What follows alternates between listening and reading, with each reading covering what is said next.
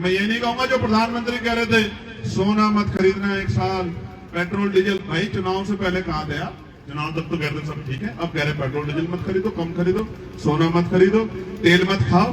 तब तो आपने तेल निकाल दिया जनता का, अब आप कह रहे हैं तेल मत खाओ। कोशिश करेंगे बड़े पैमाने पे कि जो कुरीति, अंधविश्वास, पाखंडवाद के नाम पे लोगों का शोषण होता है, हम इसको रोकने का काम करें। जितनी बीमारियां बची हैं इनका ऐसा परमानेंट इलाज करेंगे हम लोग कि दोबारा इस देश को बीमारी नहीं लगेगी। मेरी बात को हम याद रखें। अगर बुनियाद मजबूत होगी, बुनियाद ताकतवर होगी तो महल कितना ऊंचा बना लेना कोई दिक्कत नहीं आएगी। और बुनियाद कमजोर होगी तो आप उसके ऊपर थोड़ा सा वजन डाल के देखना, वो गिर जाएगा। मेरी बात को याद रखें। हम पे बाबा साहब अम्बेडकर ने एक ही चीज हमें दी है जिससे हम गरीबी, बेबसी की, लाचारी की बेड़ियों को काट के इज्जत सम्मान की जिंदगी प्राप्त कर सकते हैं, जिसका नाम है शिक्षा।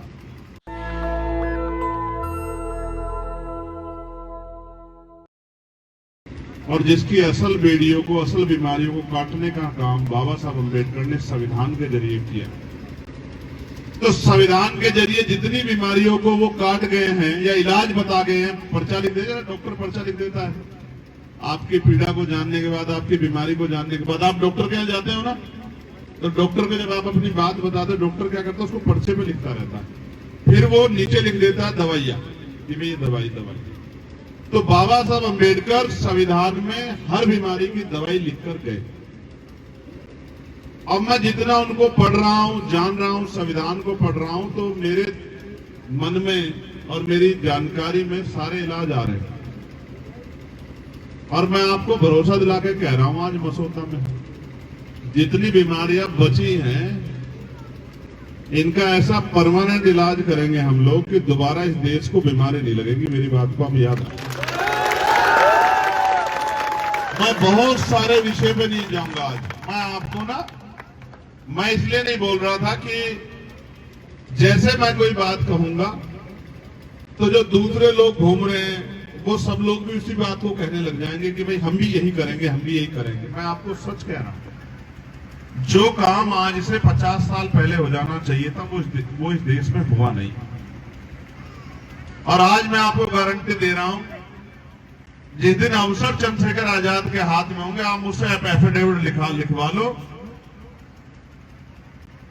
सामाजिक न्याय के भारत का निर्माण, समता, समानता, बंधुत्व, भाईचारे पर आधारित भारत का निर्माण, और जहां अंतिम व्यक्ति के भी हितों की रक्षा होगी और गरीब से गरीब और अमीर से अमीर सबका बराबर सम्मान होगा, ऐसे भारत का निर्माण हम लोग करके दिखाएंगे। मेरी बात को हमें,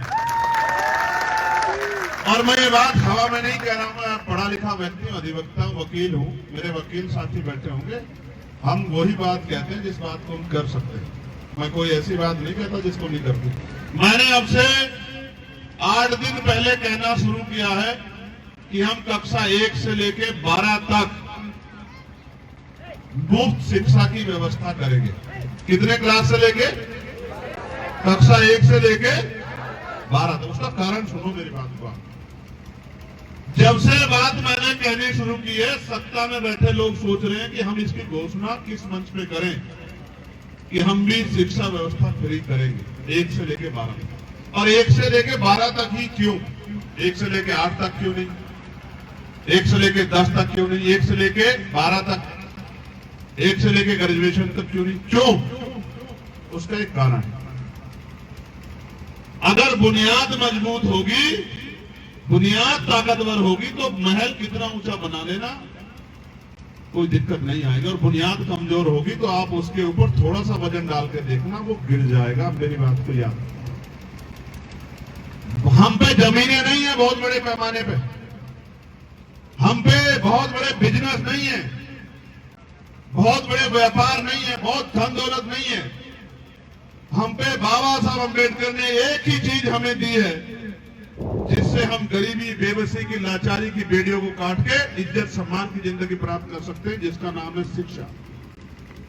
और उन्होंने ये कहा था कि शिक्षा शेरनी का वो दूध है जो पिएगा वो दहाड़ेगा।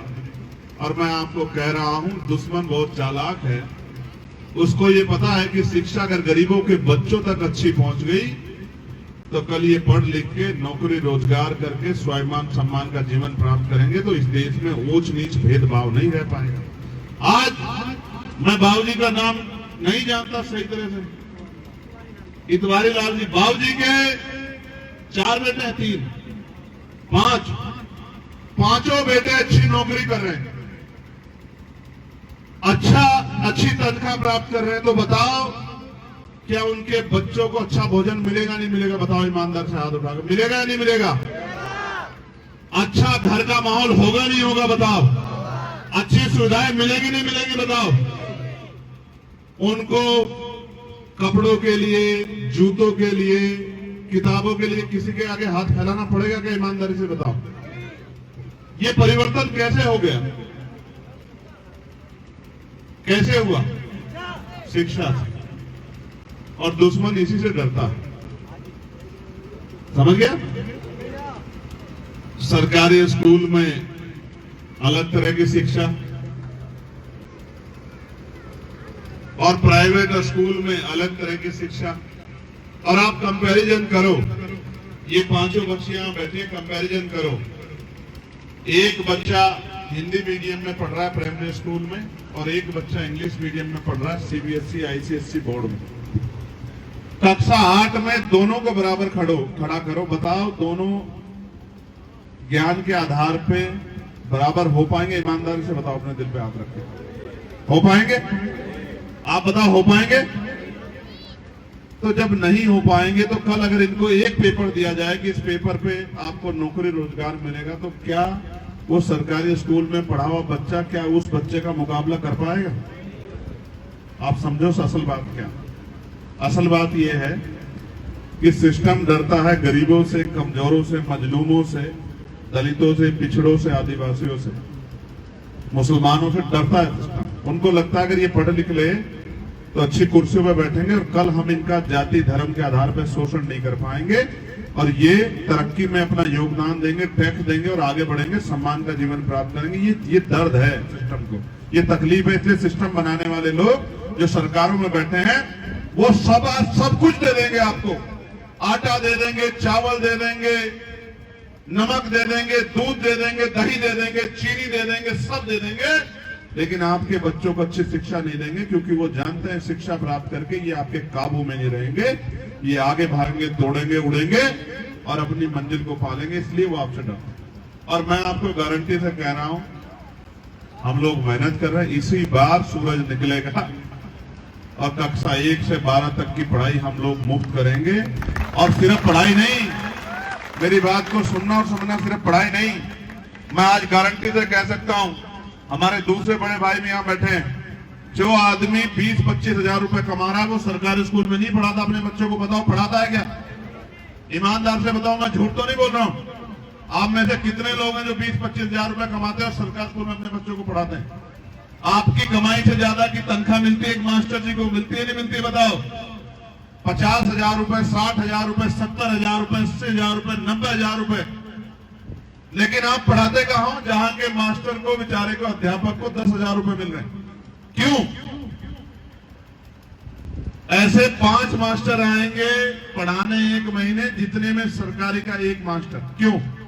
सरकार इतना पैसा खर्च कर रही है बिल्डिंग पे, मिड डे मील दे रही है, प्राइवेट वाले तो नहीं दे रहे मिड डे मील, नहीं दे रहे ना, तो फिर क्यों पढ़ा रहे हो आप? क्योंकि आपको पता है कि सरकारी स्कूलों में अच्छी पढ़ाई नहीं हो रही, यहां आपके बच्चे का भविष्य चौपट हो जाएगा। इस बात को आप जान गए, लेकिन आप इस अन्याय पे बोलना नहीं चाहते। आपको आदत हो गई है सहने की और चुप रहने की, इस वजह से उनको गुमान बढ़ गया है कि ये हमारे खिलाफ खड़े नहीं हो सकते, इसलिए वो इस महंगी शिक्षा को आपके ऊपर थोप रहे हैं कि अगर अच्छी शिक्षा चाहिए तो अपनी कमाई का 1/4 से ज्यादा हिस्सा, क्योंकि किसी भी प्राइवेट स्कूल में चले जाओ जहां अच्छी पढ़ाई हो रही है, सीबीएसई बोर्ड से, आईसीएसई बोर्ड से, वहां 2-3 हजार रुपए महीने ही फीस है छोटे से छोटे क्लास की। अब आप अपने बच्चे को पढ़ाने के लिए वहां भेजते तो गरीब और अमीरी तो यहीं से स्टार्ट होगी नहीं होगी?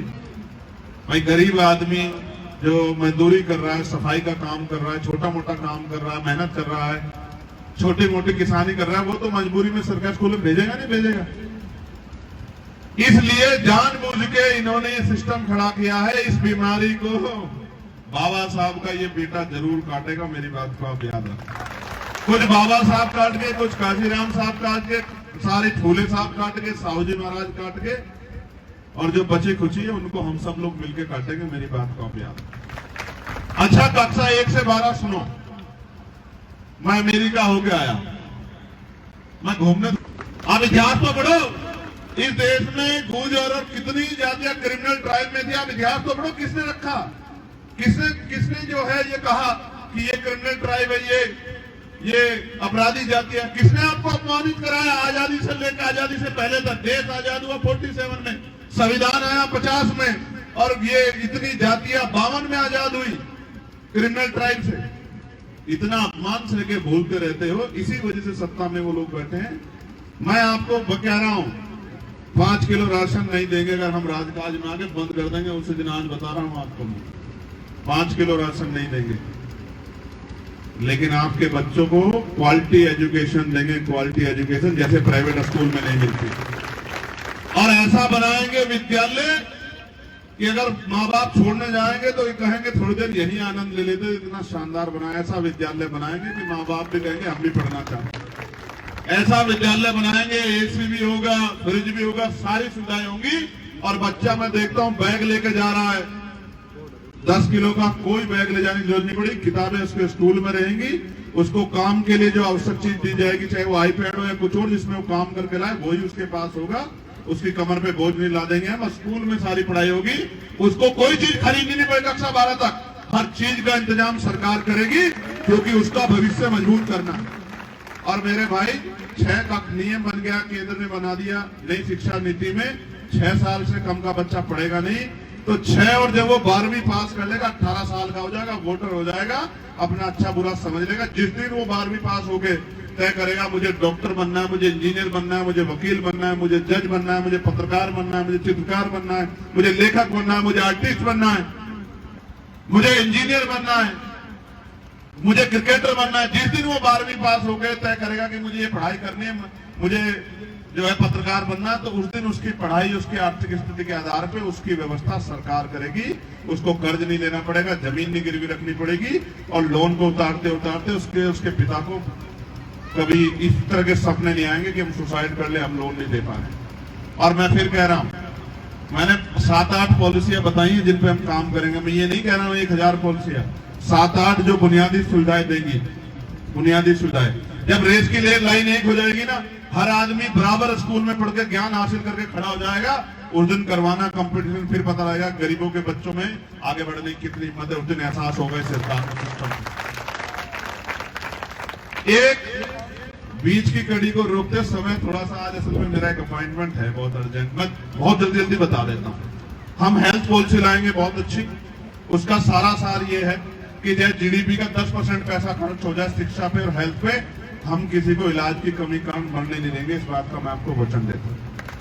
कुछ भी हो जाए, चाहे 1 रुपया लगे या 100 करोड़ रुपया लगे, जो आदमी अगर कोई एक्सीडेंट हो गया किसी का, कुदरत ना करे हो जाए, अगर हो गया तो ना पहले उसकी जाति पूछी जाएगी, ना धर्म, ना उसका क्षेत्र, सबसे पहले उसका इलाज होगा, उसकी जान बचाई जाएगी। और जब उसकी जान बच जाएगी तब उससे पूछेंगे वो कौन और कैसे उसका एक्सीडेंट हुआ। सबसे पहले उसकी जीवन रक्षा सुनिश्चित करेंगे। और कोई बीमारी हो, किसी तरह की परेशानी हो, कोई टेस्ट हो, कुछ भी हो, उसकी जेब से पैसा नहीं लगने देंगे। उसको सुरक्षित जीवन देने की गारंटी सरकार देगी। आज आप जाओ, टेस्ट लिख देंगे, दवाई बाहर से लिख देंगे, 200 रुपए की दवाई, 2000 रुपए की दवाई, 4000 रुपए की दवाई। वही दवाई दूसरी कंपनी की, वो 200 रुपए की, वो 2000 रुपए की, जो ब्रांडेड है, ब्रांड चलता है ना देश के अंदर। वही शर्ट 500 रुपए की और वही शर्ट 100 रुपए की, वही शर्ट 2000 रुपए, क्योंकि ब्रांड का मामला है ना, कपड़ा वही। तो इसलिए बेहतर से बेहतर दवाई की व्यवस्था, बेहतर से बेहतर इलाज की व्यवस्था, तीसरी और इम्पोर्टेंट ऐसी सुरक्षा व्यवस्था करेंगे। देखो मैं तो घूमता हूँ, मेरा आधे से ज्यादा समय इस बात में जाता है कि भाई यहाँ मार दिया, यहाँ बेटी की हत्या कर दी, यहाँ बलात्कार हो गया, यहाँ जला दिया है, जमीन छीन ली, यहाँ मार के लटका दिया, यहाँ नाली पे झगड़ा हो गया। मैं आपको एक चीज कह सकता हूँ, कोई ऐसी चीज नहीं जो सरकार ने करी। यहाँ पढ़े लिखे लोग बैठे, मुझे टोक के बताओ कि भैया ये नहीं कर सकते, जो बात आपको लगेगी नहीं कर सकते, मैं गारंटी कहता हूँ, मैं सुनूंगा आपको। आपको मौका दूंगा अगर आप कहोगे कि भाई ये बात में मेरे मन में सवाल। मैं आज आपको कहता हूं, ऐसी कानून व्यवस्था बनाएंगे, इतनी टास्क फोर्स बनाएंगे कि कोई किसी की बच्ची की तरफ आंख उठा के नहीं देख पाएगा, और देख लेगा तो घर में चैन से नहीं सोएगा। मैं आपको गारंटी देता हूं। मारना पीटना तो दूर है, मारना पीटना तो दूर है, जमीन छीननी तो दूर है, कोई किसी की तरफ आंख नहीं उठा पाएगा। इज्जत सम्मान से सब लोग जिएंगे, इस बात का मैं आपको एक विश्वास दिलाता। थानों में अभी जाते हुए थाने में क्या हालात है बताओ सरकार में?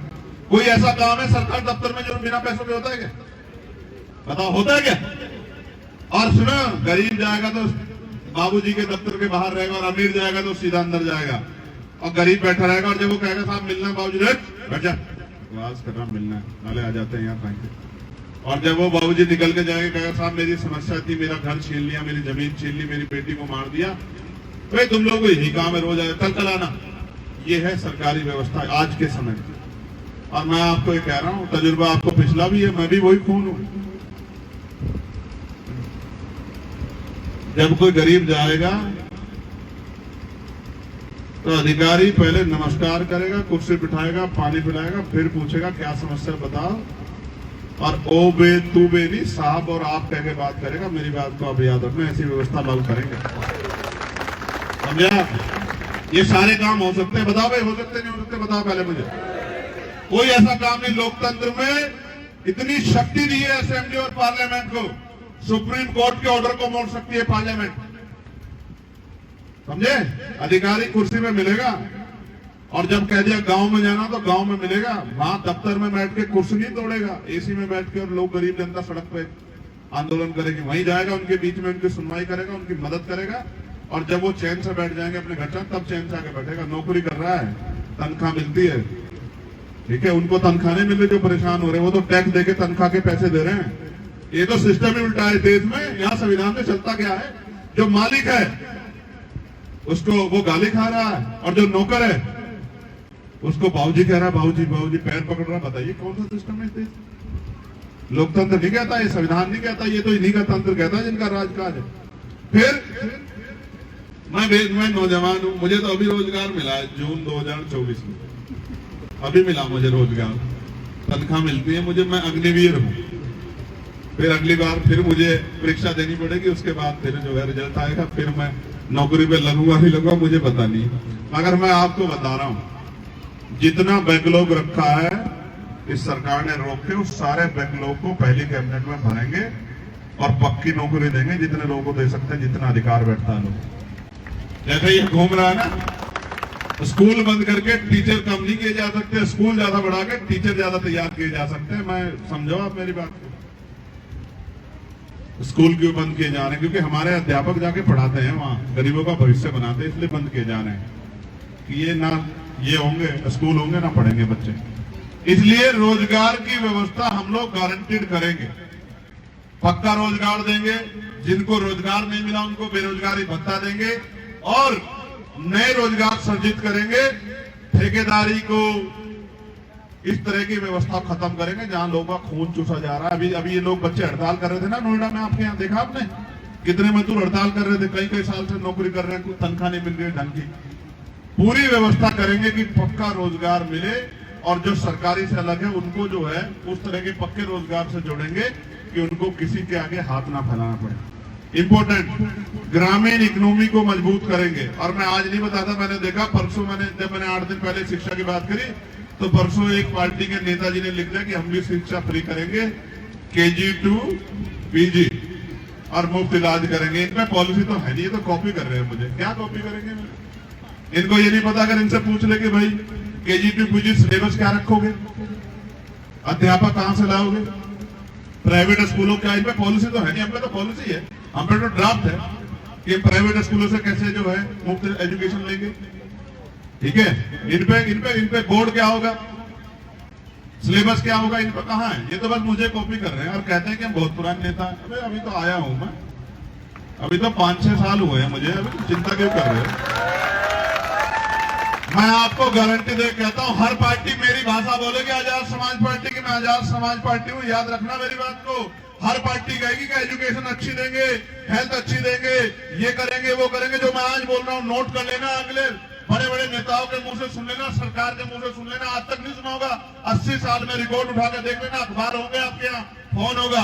मैं जो आज कह रहा हूं इसी बात को मुख्यमंत्री भी कहेंगे, प्रधानमंत्री भी कहेंगे, जो और मुख्य विपक्ष है वो भी कहेगा, उनके नेता भी कहेंगे, सब कहेंगे, क्योंकि इस बात को मैं बीच में ले आऊं जनता के, और ये करना पड़ेगा। अगर आपने कुछ कमी छोड़ दी मुझे आगे बढ़ाने में, तो इनको करवा के छोड़ूंगा मैं। मेरी बात को आप याद रखना, सड़कों के जरिए लोकतंत्र है ये। फिर रोजगार के बाद, सुरक्षा के बाद हम महिलाओं को घर पे रोजगार देंगे आर्थिक उन्नति के लिए, क्योंकि गरीबी भी बहुत तंग करती है। आर्थिक उन्नति के लिए महिलाओं को घर पे रोजगार देंगे और साथ साथ ग्रामीण क्षेत्रों में उद्योग धंधे लगा के नया रोजगार सर्जित करेंगे। किसी को हाथ नहीं फैलाने देंगे किसी के सामने, इस बात को मेरी याद रखें। हर क्षेत्र में, हर जिले में आर्थिक प्रगति के लिए नए क्लस्टर लगा के, नई जो है औद्योगिक क्षेत्र लगा के एक एक जिले में 2-2, 3-3 लाख नौजवानों को रोजगार देंगे। आप देखना ऐसा माहौल बदलेगा जिसकी आपने कल्पना नहीं की। मैं ये नहीं कहूंगा जो प्रधानमंत्री कह रहे थे सोना मत खरीदना 1 साल, पेट्रोल डीजल, भाई चुनाव से पहले कहा गया, चुनाव तक तो कहते सब ठीक है, अब कह रहे पेट्रोल डीजल मत खरीदो, कम खरीदो, सोना मत खरीदो, तेल मत खाओ। तब तो आपने तेल निकाल दिया जनता का, अब आप कह रहे तेल मत खाओ। मेरे प्यारे भाइयों बहनों, मेरी माओ, बड़े बुजुर्गों, हम कोशिश करेंगे बड़े पैमाने पे कि जो कुरीति, अंधविश्वास, पाखंडवाद के नाम पे लोगों का शोषण होता है, हम इसको रोकने का काम करें। हम भाईचारा पैदा करने के लिए उस तरह की तैयारी करेंगे और उस तरह को उसको लागू कराएंगे, समितियां बना के।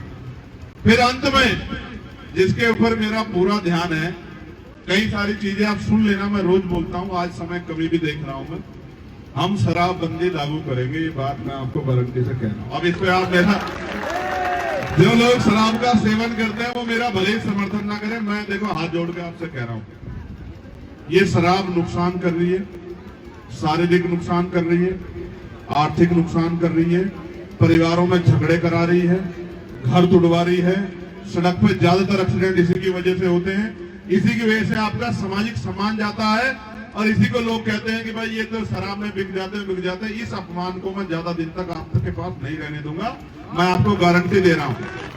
चाहे आप मेरा समर्थन भी ना करें इस बात पर, आप कहे कि भाई ये तो हम नहीं मानते, भाई आप मानो ना मानो, मुझे इस समाज को इन कुरीतियों से निकालने के लिए ये कड़ा डिसीजन लेना पड़ेगा, और मैं ये लूंगा, मैं आपको गारंटी देके कह रहा हूं।